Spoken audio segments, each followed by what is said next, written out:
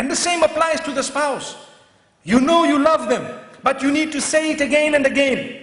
Like we got to the food moments ago, and you need to say this food is, mashallah, it's really, really great. Even if the salt is a little bit more. Because sometimes, as I was saying, she spends so much time bringing it in front of us, and we are worried about how it's smelling, number one. And number two is we say, as we taste it, the salt is too much, no?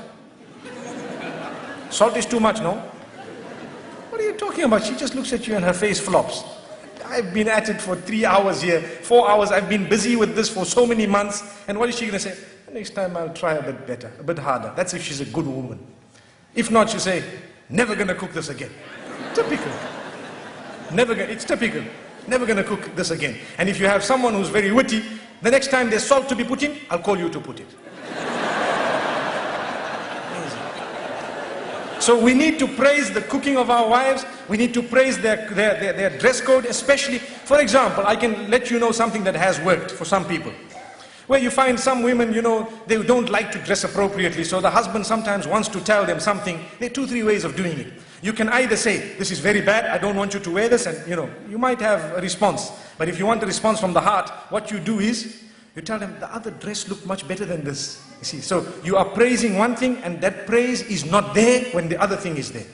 So you have told them in a way that this is what I really love. And go beyond the limits in praise. That's your wife, don't worry. You can say whatever you want to.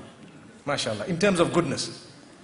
Like the food, when you eat, even if it is a little bit this way, that way, just praise it, MashaAllah, see what it is. Praise the effort at least, MashaAllah, you know. Let me tell you what has happened once. They say the Imam in the masjid said, in fact 2 things have come to my mind. The Imam in the masjid said, you need to praise the cooking of your wife, just like I said now.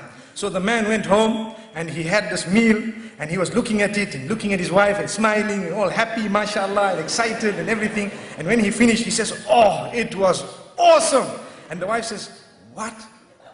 I've been cooking for you for 21 years, you never said that. Today when the food came from the neighbor, you want to say it was awesome.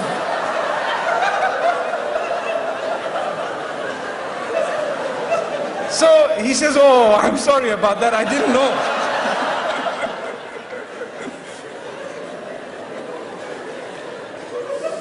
It's like the other one, the Imam, he was telling the people, you know, he gave them advice in the masjid about their wives, that look, you need to do this and do that. So the man goes home very happy. He tells his wife, darling, I'd like to carry you today. Oh, wow.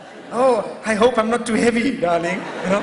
So anyway, he carries his wife, mashallah, and he's carrying. What makes you do this, my beloved? What's happening here? Oh, the Imam told us, go home and carry your burdens, mashallah. You're carrying my burden, mashallah. Allahu Akbar. Allahu Akbar. Allahu Akbar.